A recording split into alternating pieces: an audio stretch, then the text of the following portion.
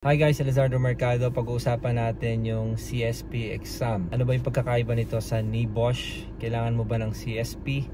At paano ba tayo makakapasa sa exam na ito? Tara! Ang NIBOSH ay UK-based qualification. Mostly hinahanap sa Middle East, particularly yung NIBOSH IGC. Samantalang yung CSP naman is Certified Safety Professional. Ito ay isang safety professional certification mula sa US or United States. At may mas mataas na requirement. So kailangan mo muna maging eligible para mag-take na exam. Ang CSP ay professional certification. So hindi lang siya basta membership. So ganito yung process niya. Kailangan mo munang ma-meet yung educational at experience requirement bago ka maging candidate na member for BCSP, which is Board of Certified Safety Professional. May membership siya nakasama, pero yung tunay na achievement is yung makapasa ka dun sa CSP examination para makuha mo yung CSP credentials.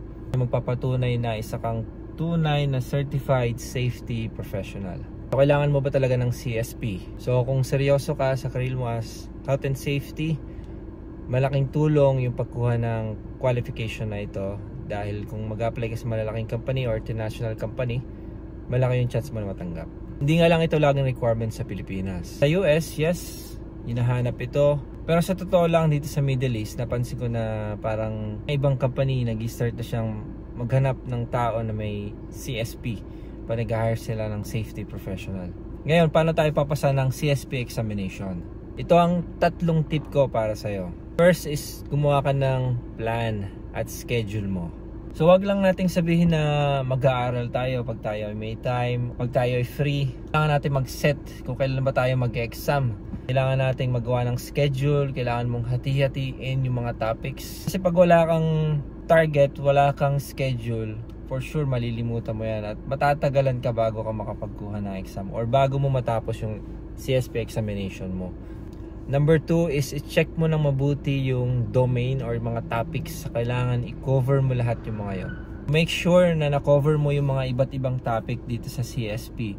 Kasi merong corresponding percentage kung ilang question yung kukunin nila dun sa topic na yon. So kailangan ma-cover mo siya. Let's say sa risk management, sa ethics, sa training development, may mga percentage kung ilan yung kukunin nilang exam doon or yung mga tanong. So kailangan i-cover mo lahat yung mga domain na yon. Materials na meron ka or nakuha mo, basahin mo mabuti and mag-practice ka ng mga question and answers. Kung tight budget ka naman or wala kang pera, di maghanap ka ng mga tao na may CSP or Certified Safety Professional na.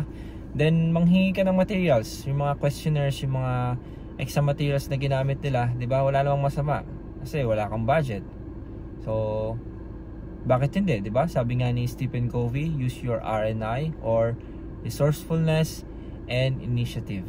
Number 3 tip ko is ihanda mo yung sarili mo para dun sa big day mo or yung exam day mo. Matulog ka na maaga, i-clear mo yung utak mo kasi exam mo bukas, di ba? Huwag kang malilate, dumating ka na maagap sa testing center, tandaan mo yan. Pag nag-exam ka, unahin mo yung mga tanong na kayang-kaya mong sagutin or yung alam na alam mo. Pag na-stuck ka sa mga question or hindi mo alam or hindi ka sigurado, skip mo muna, balikan mo na lang. Make sure na babalikan mo sila kasi sayang yung points. So ito yung personal tip ko sa inyo. Ito yung mga personal experience na ginawa ko, okay? Noong nag-exam ako ng CSP, yung preparation ko, again, gumawa tayo ng calendar. Sinigurado ko na makover ko yung mga iba't ibang topic or yung mga domain. Nagpe-prepare ako ng CSP, umabot ng more than 1,000 question and answer yung nagawa natin. And parang dumating sa point na pag may mga question na binabalikan mo, parang nagiging na-memorize mo na siya eh. So pag nakita mo yung tanong na yon, alam mo na yung sagot. But of course, this is my personal experience lang. Part ng review mo is question and answer. Basahin mo rin yung materials na meron ka. Kung bumili ka man or nanghingi ka, make sure you cover all the domains and topics na naandun sa CSP blueprint or guidelines. Actually parang naging shortcut nga yung ginawa natin eh, kasi parang naisip ko na yung CSP exam is meron silang data bank na mga iba't ibang mga questions. So sa tingin ko kukuha siya ng mga question doon, yung mga ginamit na tanong dati, at yung materials na ginagamit ko, tingin ko may lalabas doon. So sa 1,000 questions, may mga lumabas talaga. Minsan nga mamememorize mo na yung mga tanong kasi kapapractice mo ng question and answer. So magandang practice yun para masanay ka sa mga may hirap na tanong at para mas tumaas yung confidence mo. Actually may mga tanong kasi na parang part na ng trabaho mo as safety. Huwag ka magpapadala na sabi-sabi ng iba na sobrang hirap ng exam, ang hirap maging CSP. Basta tanda mo, pag nag-effort ka, naglaan ka ng time, nagbigay ka ng effort, binigay mo yung sarili mo para dito sa exam, makakapasa ka. Regardless kung college graduate, high school graduate, elementary, hindi ka nakapag-aral, nag-review ka, nag-aral ka, nag-effort ka, nagbigay ka ng time, papasa ka. Gulat ka na lang pagkatapos mo ng exam, diretso ka dun sa nagbabantay, makikita mo na yung result mo, pasa ka na pala, di ba? Ako personally, mas prepared ko yung self-review. Even nung kumuha ko ng NIBOSH IGC and yung fire certificate natin, tight yung budget natin, wala tayong budget ng time na yon. So nanghingi lang ako ng materials. Yun pa yun, yung mga unang syllabus na exam wherein pupunta ka ng hotel at mag-exam ka doon. Sinabi ko sa learning partner ng NIBOSH na baka pwedeng bayaran ko lang yung fees ng exam and exclude nyo yung fees para doon sa materials kasi meron na akong materials. So pumayag naman sila. So nakatipid tayo. Nag-practice lang tayo ng question and answer din and kasama na yung pagbabasa natin ng mga reviewer na nahingi natin doon sa mga certified na nung panahon na yon, yung mga NIBOSH na nung panahon na yon. Lang yung tatlong tip natin, gumawa ka ng schedule, gumawa ka ng plan. Pangalawa, make sure na cover mo lahat ng topic or yung mga domains.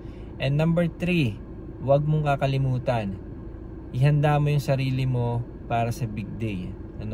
Huwag ka na mag-inom, huwag ka na lumabas ng gabi, alam mo exam mo kinabukasan. I-prepare mo yung sarili mo.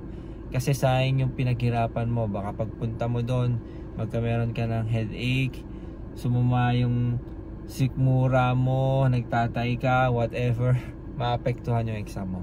So, i-prepare mo yung sarili mo. So, huwag mo isiping mahirap, kaya mo yan. Hindi lang siya, basta nag-effort ka.